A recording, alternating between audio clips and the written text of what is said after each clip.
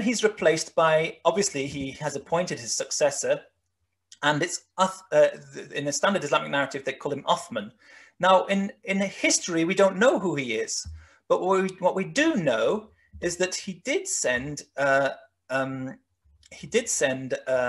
emissaries to China. And they also give us this little reference to the Tang Chinese record. It's in 651, it says, the emissaries of King Tashik, which in Persian would be Tazig. Tashik is the old Chinese pronunciation of Dashi. Dashi in modern Chinese, in the Tang Chinese pronunciation was Tashik, which is again Tajikistan, which Sebios is using. So it's the same. We know it's the same person, the same kingdom. They call him. They say the king's name. Well, they say his name is Tashik. Now the standard Islamic sources, standard Islamic narrative calls him Uthman, but this source is calling him Tashik. We know from the standard Islamic narrative, they say that he's the one who assembles the Quran. We don't know if that's true. What we do know is that the earliest Quranic materials begin to appear at this time, like, for example, the Birmingham manuscript. They begin to appear at this time. And what we also know is that the contemporary with him, this king, is somebody called Pope Martin, the Roman Pope Martin, or the Patriarch of Rome, the Bishop of Rome. Martin is arrested by the Byzantines at this time, and he's charged with collaboration with the Saracens because they say that he was involved in approving or granting them their tome. Tome is a book, and there's only one book of the Saracens at this time, and that's what we know is the Quranic material. So there is reference to a book emerging at this time under this king's reign, and that book, though, is somehow in the hands of Pope Martin, who is arrested by the Byzantines. By the way, just so you know, the Byzantines are in heresy at this point. They're following the Nestorian religion under the name monothelitism. And Pope Martin rejected the idea of monothelitism, and they weren't keen on him. The Byzantines were not keen on him. They wanted to get rid of him. But they accused him of having collaborated with the Saracens on this tome, on this book, and he denied it, but they found him guilty. The evidence was against him. We don't know the full details, but the evidence was against him. So they sentenced him to death. Now, the interesting thing is that this king, Tashik, I suppose this corresponding with the standard Islamic narrative, Uthman, then launches the Battle of Masts, the invasion of the Mediterranean against the Byzantines. And interestingly, this invasion stops as soon as the Byzantines change the sentence. They change the sentence of Pope Martin from death, because they sentenced him to death, and they resentence him to exile. They change the sentence to exile instead. At this point, the invasion of the Mediterranean stops, and things calm down between the Byzantines and the Arabs at this time. But then, not long after this, this king is assassinated too. This Uthman is assassinated too. Now, I would suggest that he was assassinated again because if he's sending a book for approval from the Pope, for example, if the Pope has got a copy, if he sent a copy to the Pope and says, here's a copy of our book, what do you think? And so the Byzantines are using this as some kind of proof that he's collaborating with the Saracens because there's some kind of correspondence like that going between them. And although the Pope denied anything to do with it, it's likely that the leader considered himself close enough in religion to the Pope to consider the Pope as the one who should be getting a copy of this. I mean, why didn't he send a copy of this book to the Tang Chinese, for example? We have this record of the Tang Chinese from the Ju Tangshu saying that the king sent the emissaries there, but there's no reference to a book. Yet, we have a reference also to the arrest and sentence of Pope Martin for collaboration with the Saracens. And there's a clear reference to the problem being the book. That's what it's all about. So there's some kind of basis to this. And I've already said before, when I've spoken to you before, that I have this challenge going. I can interpret every verse of the Quran from a monophysite Christian point of view. Even if you think it's against Christianity, I can prove that actually it's all pro-Christianity from the monophysite point of view. And it's probably that he was promoting or he's trying to get a comment on his monophysite Christianity because the Pope, he had probably heard that the Pope was against the Byzantines. The Byzantines were angry about it. Just so people understand what you're saying. Yeah. You're saying every verse, even the ones referring to all the references to, it's like chapter 33 that refer to the story about the wives of this emissary of this representative of God or the prophet of God. I can interpret it all. It's just you need to, first of all, you need to forget everything you've learned in English. And secondly, you need to throw away all of the Harakah and the diacritical markings. Then you're left with a very bare skeleton's text. And with that text, that's the original Quranic materials you're looking at. Yeah. And with that text, everything can be interpreted from an entirely monophysite Christian point of view. But it's not standard Orthodox, Oriental Orthodox Church monophysitism. It is that same monophysite Christology, but it is actually Messianic Hebrew interpretation. Let me just, before you get into that, would you agree then with Christoph Luxenberg and Gunther Lulling that all of the Quran, if you go back to the Syro-Aramaic, can be understood as coming from this Christian monophysite background? Yes, and Peter von Sivers too. This is actually from, I mean, these are great names we just named here. These are real scholars. And I actually tried, the reason I got into this is because when I first read that, the claim by Christoph Luxenberg in year 2000, I thought that was insane. And I actually set out to try and prove him wrong. But every single verse that I got at, you have to try it, see if you have to disprove your hypothesis, right? Every verse I got at, I could give an interpretation from a monophysite Christian point of view. So it works. Even the verses where you think you might be saying, that's the book, yes. Even the verses where you think it's, but it says, no, it clearly says Jesus wasn't crucified. No, it doesn't say that.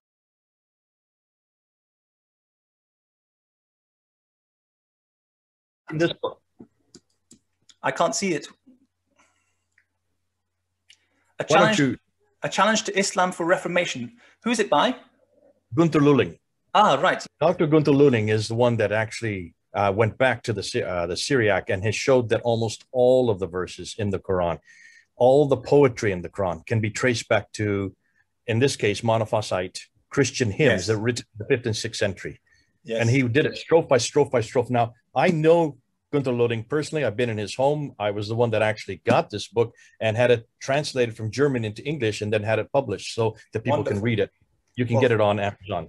Another one to add to the curriculum. We should actually have a curriculum with, we should start a reading list and have a curriculum so that people can follow this. Because I have Jewish books, which I can also recommend, even going way back to the 1800s, where basically what I'm introducing you to is essentially sort of a Jewish perspective, which was taking a long time to filter through to the non-Jewish world.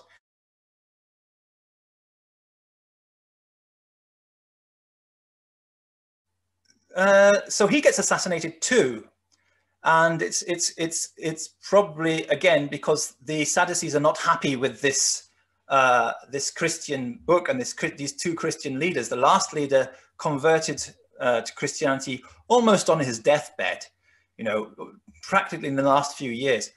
And this leader was promoting a new religious book, or new Christianity, I suppose, for the Sadducees. It was a kind of a Messianic Hebrew version, but they didn't like that. So they assassinated him. And then what happens? Well, we don't know very well, but what we do know is that we have this Muawiyah establishing himself in Syria, and he definitely does not like Christians at first. But then his daughter gets possessed by a demon, and they invite a Christian priest to exorcise her. He exorcises her, and then he seems to convert to Christianity too. In the East, we have even less knowledge of what goes on, but we do know they can't hide that there was some big giant fitna, conflict going on between the East and the West. They're fighting each other at this point. And I think that that conflict is basically a conflict between Messianic Hebrews and Sadducees. And I think what we see at the end with Abdul Malik is that he tries to sort of establish the balance. I think the monophysite Christian Hebrews were based in the East.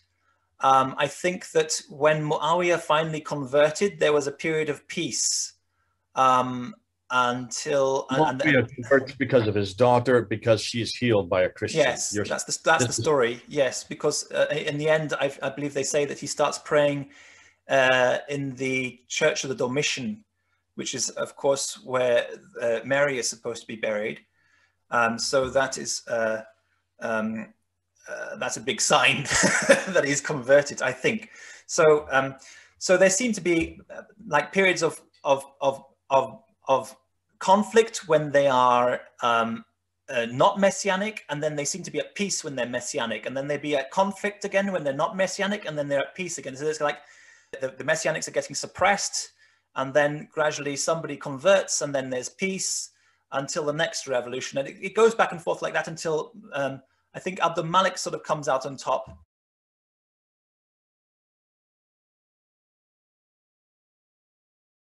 I'm going to say that I believe Abdul Malik and the Umayyad religion is actually Messianic Hebrew religion, and I don't believe it's Islamic, and I don't believe that Abdul Malik is actually trying to speak out against Christianity with the Dome of the Rock. I believe that those passages on the Dome of the Rock reference to Muhammad are references to Jesus, but I think that he's promoting a monophysite view of Jesus in that Dome of the Rock, and he's trying to enforce that view. So I think gradually we had a kind of a Messianic Hebrew religion happen. So what happened is that the Qibla then changes. This explains the Qibla, because when everybody is in following the Sadducee religion, they're all basically having synagogues, and every synagogue always faces the Holy Land. So it looks like it's facing towards Petra, but in reality, they're facing towards the Holy Land in general. And they're not very precise. I've looked at the evidence of Dan Gibson. They're not very precise. They don't go 100% to Petra. It's not true. I've looked at the lines. They go roughly to the Holy Land, and they're all kind of converging around the sort of the Jordan Valley, and a few in Jerusalem, a few in Petra, but they're not very clear. But that's natural, because that's where the synagogues are all facing. But then the Quran says, turn your face to the Masjid al-Haram. And al-Haram in this case refers to, it's just another word for Jesus. You see, if you have the Messianic and Hebrew interpretation of the Quran, suddenly the Quran becomes full of references to Jesus. It's like Jesus again, Jesus again, Jesus again. But he has many different titles, At-Tariq, al-Haram, Muhammad. They have so many different titles for Jesus, but the Quran is all entirely basically about Jesus.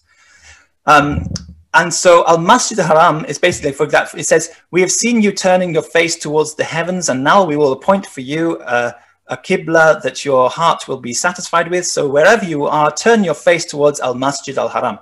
This means don't face Jerusalem anymore. Turn your face towards wherever you worship Christ. So every church. And that's where, while you have this suddenly period where all the Qiblas suddenly go chaotic, facing every direction. It's like, well, they're facing south, they're facing to North Hijaz, they're facing all over the direction. And then the rise of the Abbasids, they start to all face towards Mecca.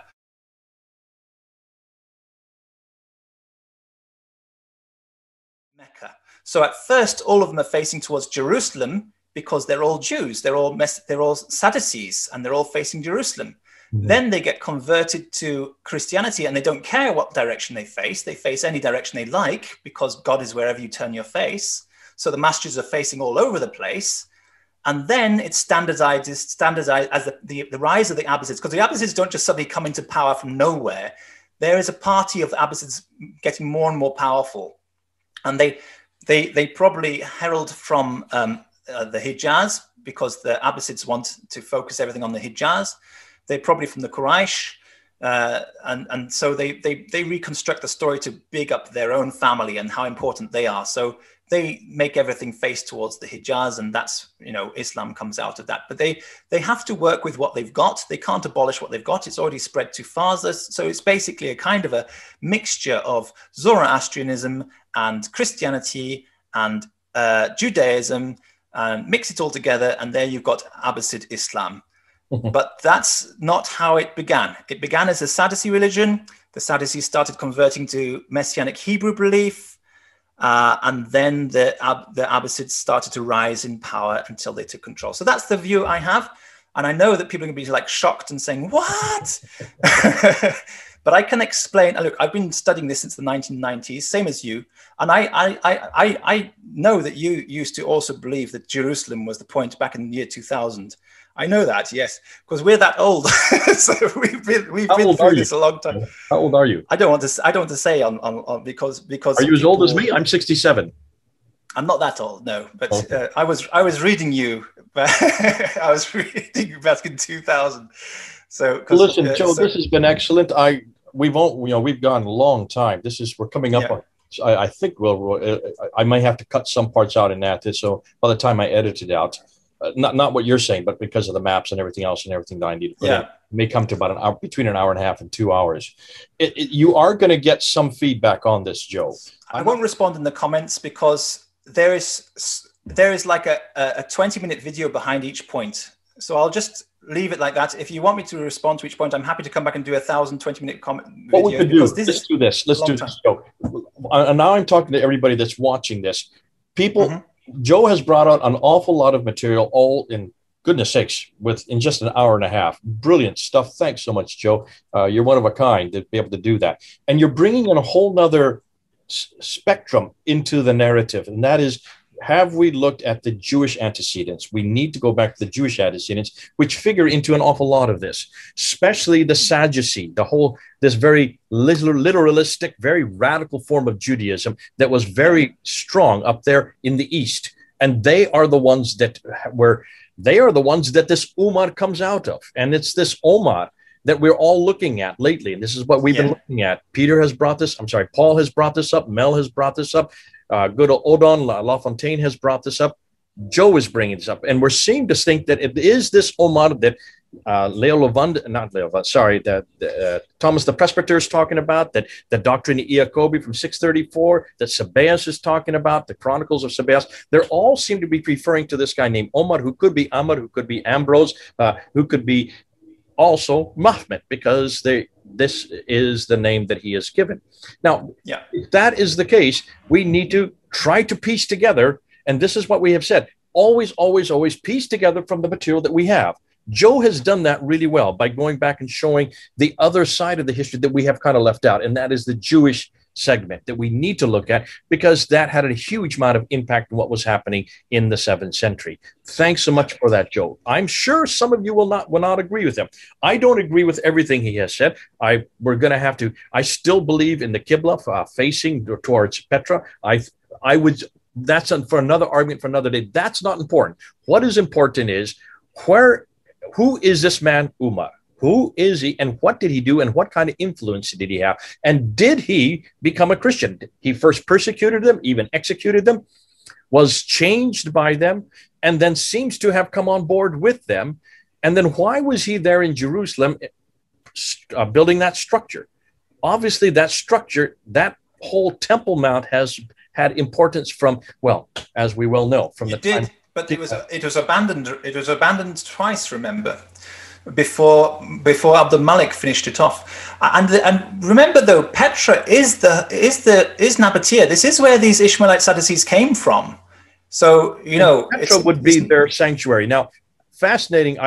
I've heard you. I'm not just you. I've heard other people say that all of these mosques that predate 632, that predate 650, 632, even be earlier than that, that they are nothing more than synagogues that are facing. Yes, we have documentary evidence for that. Yes, you're not the first to say that, and I know that Gibson has been asked about that, and so that's for another talk for another time. That's not important right now. What we are interested in is who and what. How did Islam then come out of this milieu?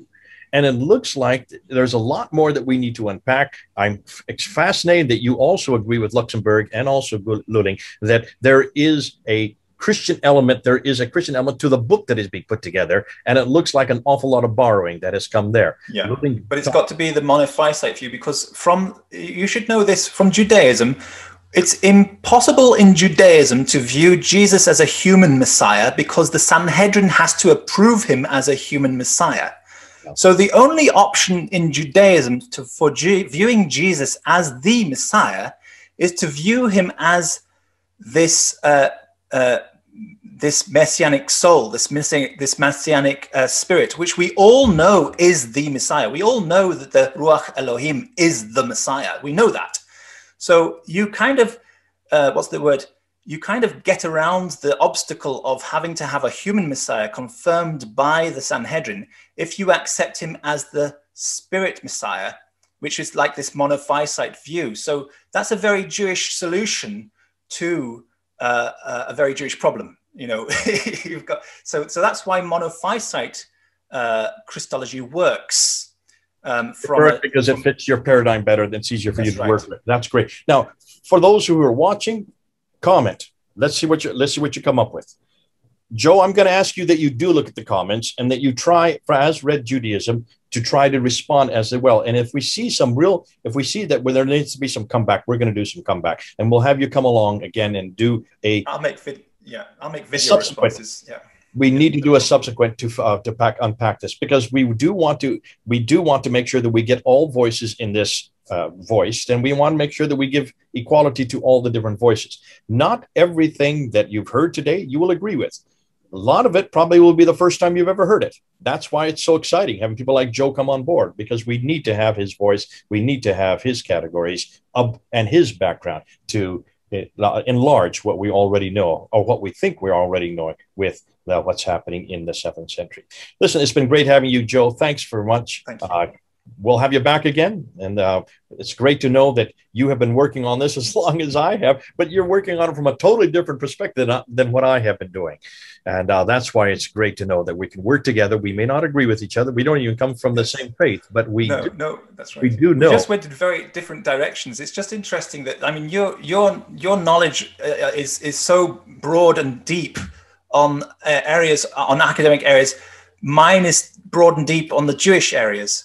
But I mean, they're basically two different worlds, you know, we need two different libraries. We've not really had someone of your ilk or your ability to come on board to help us out with that. So thank you so much. This has been a real pleasure having you.